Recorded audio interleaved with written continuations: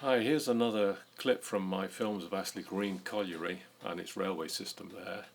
This is a film that was shot on a Saturday morning in November 1969. It's about a year before the colliery closed. Still very busy. It's a typical Saturday morning with rain coming in across the moss, intermittent sunshine.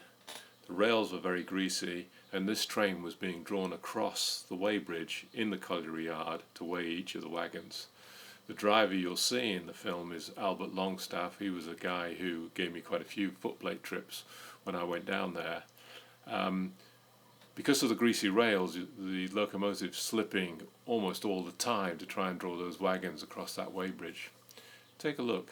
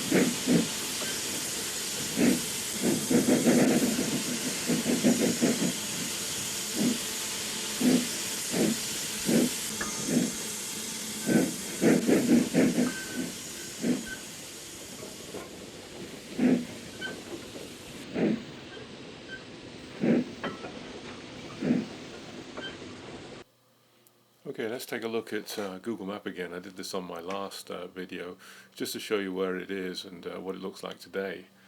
Over to the west of Manchester, we've got Astley Green, satellite view. Astley Green is now a museum, which is here.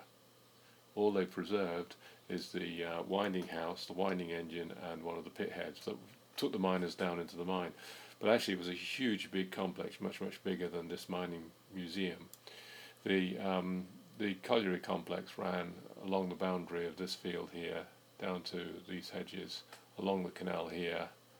So this was all mine buildings, and I was just down here by the weighbridge. It says 34. You can see how complex the installation was, and so historically, in railway terms, it was quite a significant area. And I hope to show more clips of that, and then probably a bigger film. Thanks for watching.